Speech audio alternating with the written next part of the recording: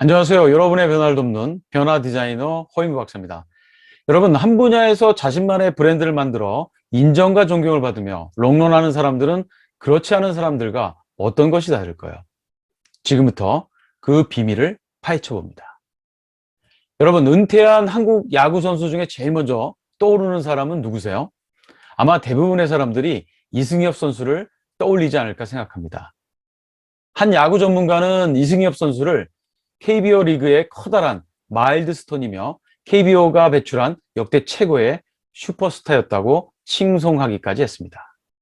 이승엽 선수는 그의 명성에 걸맞게 국가대표, 국민타자, 8회 사나이, 합법적 병역 브로커와 같은 그를 호칭하는 수많은 수식어가 있습니다. 이승엽 선수는 2017년 은퇴할 때까지 1906회 경기에서 타율 3할 2리, 1732타수 2156안타, 467홈런, 1498타점, 1355득점의 대기록을 남겼습니다. 한국 프로야구 역대 통산 홈런 1위죠.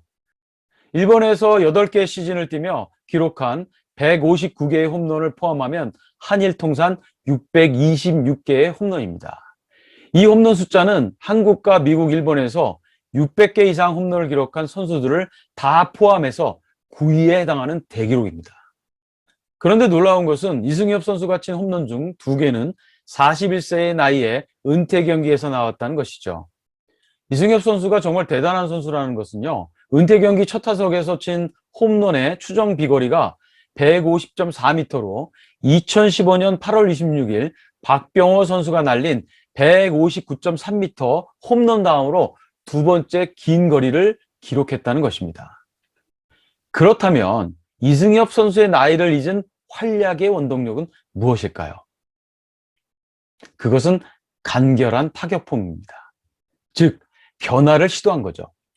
전성기에 비해 배트 스피드가 느려진 이승엽은 교타자로 변신해 공을 더 정확히 맞추기 위해 높게 들었던 방망이를 어깨 높이에 맞춰 눕히고 보폭을 줄였습니다.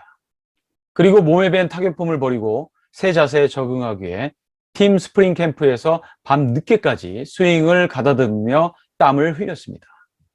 시즌 개막 후에는 팀 선수들 중에서 최고참인데도 불구하고 가장 먼저 야구장에 나와 특타를 했지요. 이승엽 선수는 이런 변화가 가져온 결과를 다음과 같이 얘기했습니다. 짧게 치려다 보니 헛스윙과 삼진이 줄었다. 공을 맞히는 확률이 높아지면서 안타나 홈런이 자주 나오는 것 같다. 이런 이승엽의 변신에 대해 양준혁 선수는 이런 말을 했습니다. 홈런 기록을 세우고도 다음에 타격폼을 바꾸는 모습을 보며 정말 대단한 선수라는 생각을 하게 됐다. 이승엽 선수가 41세까지 롱런하며 위대한 기록을 남길 수 있었던 것은 자기가 갖고 있던 핵심 역량을 끊임없이 폐기하고 변화를 통한 학습을 했기 때문에 가능했습니다. 이승엽 선수는 2017년 10월 3일 은퇴 경기 후 초등학교 시절부터 삼성 라이온즈 선수가 꿈이었다. 그 꿈을 이뤘다. 그 꿈을 이루고 우승, 은퇴시까지 이 자리에 설 수 있어 너무나 영광스럽다라는 말을 남기며 야구 경기장을 떠났지만 우리 가슴 속에는 여전히 전설로 남아 있습니다. 다음은 40여 년간 히트 만화 제조기로 불리며 여전히 현역으로 활동하고 있는 허영만 만화가에 대해 이야기해 보겠습니다. 허영만 만화가는 1974년 각시탈로 시작해서 비트, 타짜, 식객, 동의보감 등 수많은 화제작을 그리며 70 중반의 나이에 만화계의 중심에서 활발하게 활동하고 있습니다. 허영만 만화가의 만화들은 전부 히트했고 그 중에 식객은 300만 부 이상 팔렸으며 대부분 드라마와 영화, 애니메이션 게임으로 재탄생되었습니다. 허영만 만화가는 한 편의 작품도 히트하기 힘든 만화 시장에서 어떻게 다작을 성공시키며 롱런하고 있을까요? 물론 엄청난 노력가인 것은 분명합니다. 그의 스승이었던 박문윤 화가는 필요한 만큼 노력한 사람은 많지만 허영만 화가처럼 무엇을 하든 필요 이상 노력하는 문화생은 드물었다고 허영만 화가를 평가합니다. 허영만 화가가 롱런하는 대표적인 이유는 3가지로 정리할 수 있습니다. 첫 번째, 현재에 만족하지 않고 끊임없는 변화를 시도하는 것입니다. 1980년대 공장식으로 만화를 생산해내던 시절에 돌연 문화생이 23명이나 되는 화실을 해체하고 만화 공장의 사장 대신 만화가로서 작품성을 추구하겠다고 다수와 거꾸로 가는 작가주의를 시도했습니다. 항상 작품이 히트하며 정점에 있을 때 안주하지 않고 다음 작품을 준비합니다. 타짜가 한창 잘 나갈 때 식객을 준비했고 식객으로 대박이 났을 때 이미 동의보감을 그리기 위해 과외를 받고 있었습니다. 두 번째, 허영 만화가의 롱런 비결은 끊임없는 배움입니다. 다른 말로 롱런 한다는 거죠. 허영 만화가는 매번 새로운 작품을 준비할 때마다 해당 주제와 관련된 전문가로부터 정기적으로 과외를 받으며 배우는 걸로 유명합니다. 관상 만화 꼴을 그릴 때는 연재에 앞서 4년간 역술인으로부터 과외를 받았고 한의학 만화 동의보감을 준비할 때는 한의사 3명에게 2년 동안 배웠다고 합니다.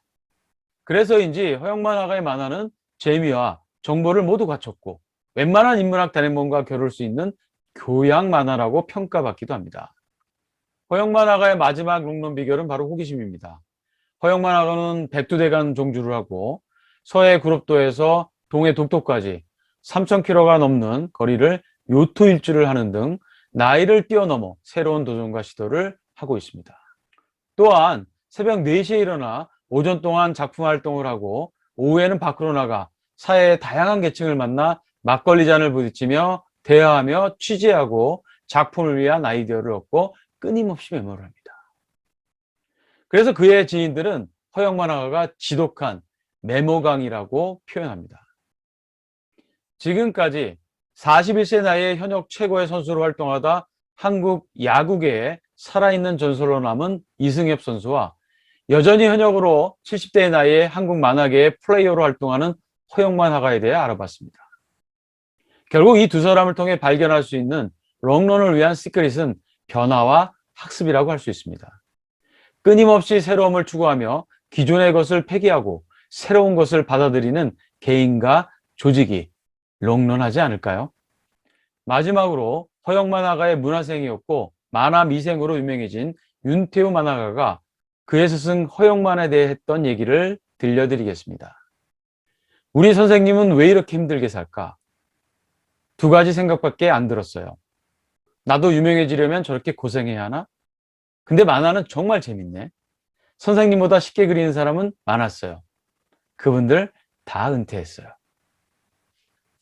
끝까지 시청해 주셔서 감사합니다. 오늘 방송이 도움이 되셨다면 좋아요, 구독, 댓글과 공유 부탁드립니다.